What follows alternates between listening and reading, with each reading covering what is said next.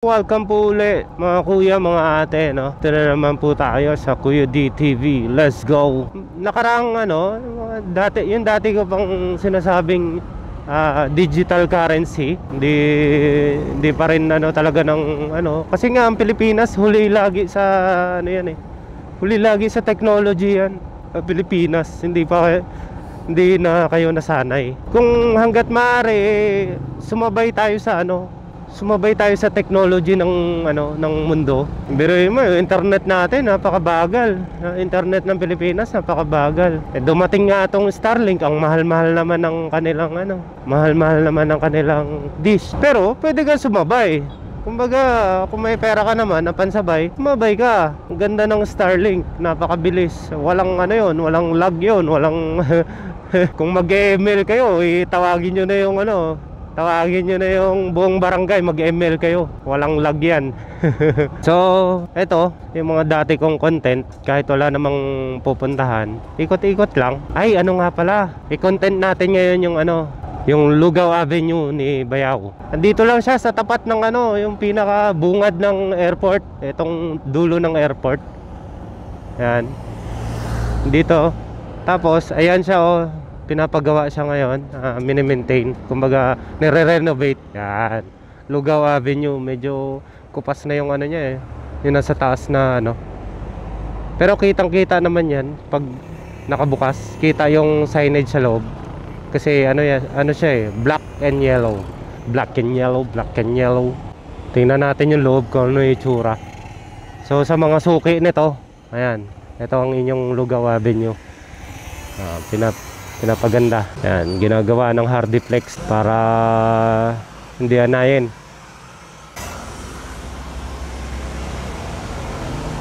Eto lang pa bago mo. Yo, puro yun, no? Metal faring. Yun lang yung bukas. Yung So sa mga gusto ng masarap na lugaw dyan, diyan kayo punta sa Lugao Avenue, sa tapat lang ng runway dito sa basta pag nakita nyo tong airport, itong dulo, yung kabilang dulo, yung pinuntahan natin nung nakarang vlog, wala doon kasi sulok na yun tabing dagat yun. Dito lang sa sa bayan yung Lugao Avenue, yung runway na tinatawag. Sabihin nyo lang Lugao Avenue sa runway. Yun, ihatid na kayo nyan. Pag sinabing runway, dito yan. Dito kayo dadalhin sa kahabaan nito. So let's go. So ayan, pag araw ng linggo, ayan yung Puerto Princesa City. Ito yung bayan ng Puerto Princesa. Ayan, walang masyadong sasakyan. So mas delikado ngayon kasi kumpara sa maraming sasakyan, mas delikado ngayon dahil maraming humahataw na mga sports bike dito, tsaka madalang yung mga sports car, kasi madalang lang naman sports car dito. Yung mga sports bike ang humahataw talaga dito.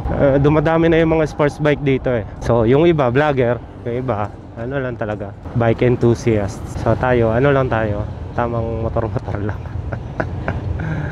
Ito ang kahabaan ng Rizal Avenue. Yan, ang dulo nito ay pier.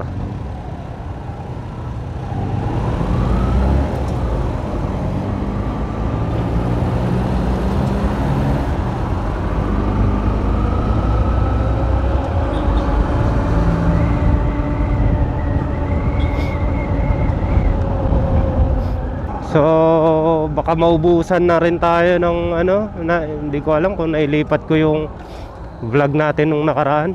Baka ubos na yung card natin. Tingnan ko muna ewan ko, sana naririnig nyo ako kanina. Nakababa pala yung mic ko. Ayun, ito yung kahabaan ng Rizal Avenue. Ayun, pagkalinggo, Sabado-Linggo, yan, daming sports bike. Ngayon tanghali, wala pa masyado ngayon, kaya medyo madalang ang mga tao ngayon. Medyo maluwag kasi ang kalsada dito, so napaka sarap humataw dito. Pero syempre dapat ingat lang kayo. Ingat lang. Yung tamang hataw pero may anticipation na kasama. Hindi yung hataw lang ng hataw. Meron ng mga nadisgrasya dito yung mga kamote. Kasi hindi marunong anticipate. Pagka malapit na yung corner, edi slow down. Hindi yung porke naka-green itotodo mo. Kung bigla nagdilaw yan, edi nagumpisa ng kaba mo. Isang segundo lang nagpula na. Malapit, hindi ka pa nakalampas sa crossing. Anong gagawin mo? Dahil ang bilis-bilis mo, magbe-brake o didiretso? Edi doon na pumapasok yung disgrasya sa humahataw nang hindi nag-slow down sa corner. Kaya pag cornering or pag crossing, slow down. Kahit na wala pang sasakyan yan, wala kayong nakikitang sasakyan. So ayun, parating na naman ang ating sweldo sa YouTube. Saktong pang maintenance muna natin. Hindi ko pa talaga maibalik sa inyo lahat. Gusto ko sana talagang ibalik sa inyo lahat ng content na yung sinesweldo ko sa YouTube. Gusto kong may content, may convert sa content yung mga sinesweldo ko sa YouTube para maganda yung content natin. So kikita uli ako, 'di ba? Kumbaga lang, give and take lang. So pero maintenance ko muna. Kumbaga panggastos ko muna, pang maintain muna ng motor natin, pang kain-kain. Uwi na tayo. Ito naman Rojas Street. Ayan halos walang sasakyan. Pero crossing yan. May dumidire-diretso rin dyan. Kaya slow down, lalo na pababa. May biglang dito, baka mabulaga kayo. At yung mga highway dito sa Palawan, yung mga papuntang south at north, yan ang pinaka-iingatan nyo. Kung ito sinabi ko rin nung unang vlogs ko to kung sa Marilaki mamimiraso lang kayo, kakalat lang kayo. Dito sasabog-sabog kayo dito. Pag nadisgrasya kayo sa highway ng Palawan, sasabog talaga kayo. Kung makita nyo lang yung mga nadidisgrasya dito sa highway.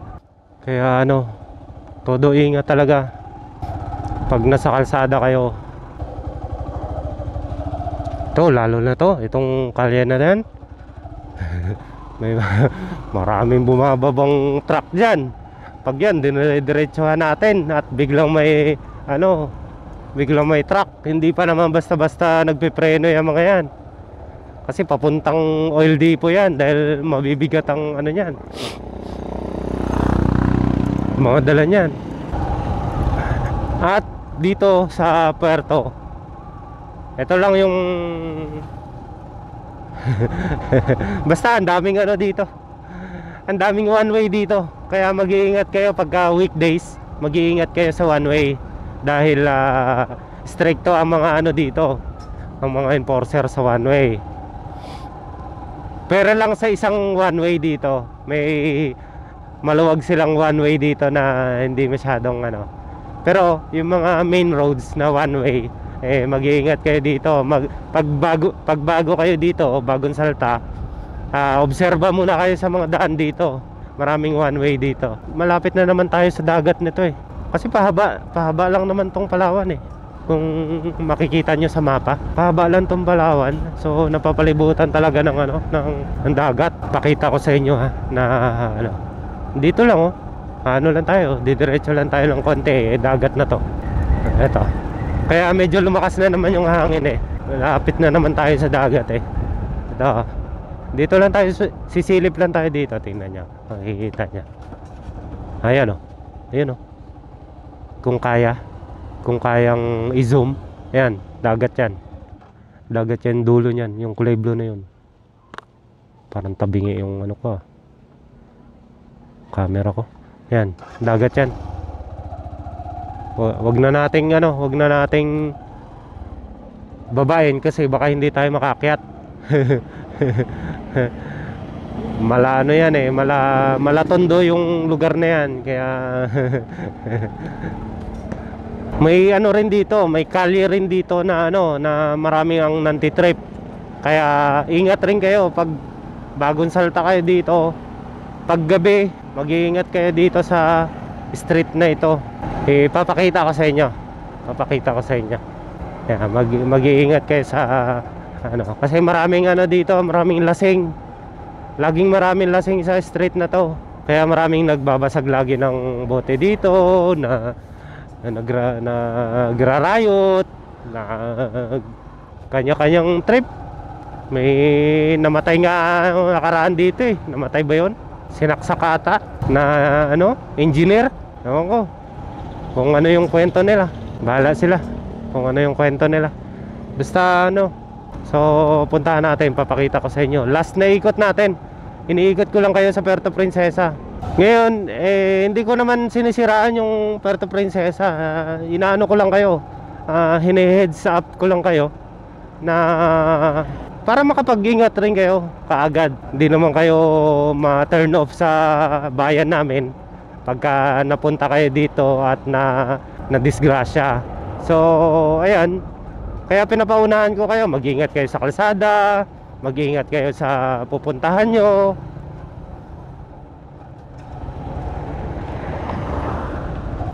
Yan, katulad yan, yung mga ganyan, liliko lang, hindi magsisignal. Yan. Dito. Yan, sa kanan. Yan, ito. Baltan Street. Dating Baltan Street, ngayon ay P. Vicente. Yan, mag-iingat kayo sa kalye na to pag gabi. Huwag kayong paanga-anga dito. Marami nang nadisgrasya dito. Noong nakaraan lang di galing ako doon. Papunta ako dito, pauwi na ako eh. Gabi yun. Nag-U-turn na lang ako doon banda. Kasi may nagbabatuhan ng bote. Kaya doon ako nag-U-turn sa unahan banda. U-turn ako kasi may nagbabatuhan ng bote ng mga lasing, ng mga matatapang paglasing. Ayan, karamihan naman yan. Yung mga mga lasinggero, mga naglalasing-lasing na yan, karamihan kabataan. Wala, kumukuha lang ng tapang sa alak yan. Yung mga yan. Pagka hindi nakainom, pitikin mo, hindi papalag. Pag isa-isa lang, hindi papalag yung mga yan. Pero pag nakainom mo, tapos ang dami-dami nila, ang tatapang. Ang tatapang yan, dito sa kalye na to. Yan dinaanan natin. Yan, mag-iingat kayo dyan. Maraming mga matatapang na dyan. Pero pag hindi nakainom, tapikin mo isa-isa, hindi rin naman papalag. Back to base na tayo mga kuya, mga ate. Kasi medyo napahaba na rin, na rin tayo. Nakalibot-libot na tayo dito sa bayan uli. So binalik ko lang kayo sa sa dating content ko na palibot-libot lang dito sa aming bayan, Puerto Princesa, Palawan.